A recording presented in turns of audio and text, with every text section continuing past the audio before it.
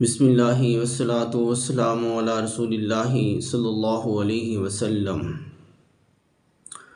عورت کی میت کو قبر میں کون اتارے گا؟ جب کوئی عورت فوت ہو جائے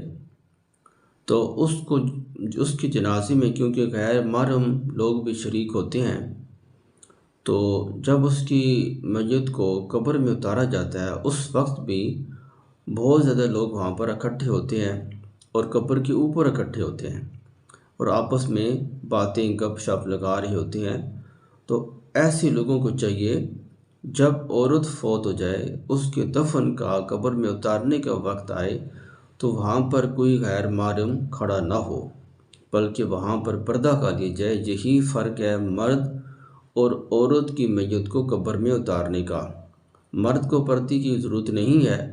لیکن عورت کو جب دفن کیا جائے تو اس کے لیے بہتر اور ضروری یہ ہے کہ وہاں پر مکمل پردہ کیا جائے، لکڑیاں بانس وغیرہ لگا کر پردے کی شکل بنائی جائے تاکہ عورت کی میت پر اس کے کفن پر کسی غیر محرم کی نظر بھی نہ پڑے، یعنی اس کے جسم کو جا اس کے کفن پر بھی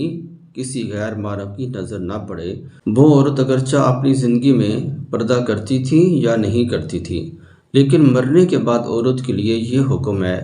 کہ اسے پردہ کر کے پردے کی حالت میں دفن کیا جائے، اس کی کفن پر بھی کسی غیر محرم کی نظر نہ پڑے۔ اب اس عورت کو قبر میں کون اتارے گا؟ تو اس کے جو محرم رشتہ دار ہیں، باپ اور اس کا بیٹا، اس کا سکا بھائی، کزن نہیں بلکہ سکا بھائی، سکا اس کا چچا، سکا ماموں اور کزن وغیرہ نہیں، بلکہ جو قریبی اس کے رشتہ دار ہیں، تو حقیقی رشتہ دار ہیں، انہی میں سے جو افراد وہاں پر موجود ہوں تو وہ اس میت کو قبر میں اتاریں گے۔ اگر عورت کے محرم رشتہ دار اس وقت موجود نہ ہوں، پھر اس کے خاندان میں سے، اس کے رشتہ داروں میں سے جو نیک بزرگ حضرات ہوں گے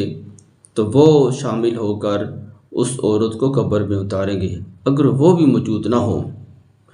تو پھر جو نیک جوان ہوں گے، نیک ہوں گے، تو وہ اس عورت کو قبر میں اتاریں گے۔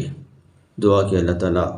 مجھے بھی اور آپ کو بھی سمجھ اور عمل کی توفیق عطا فرمائے۔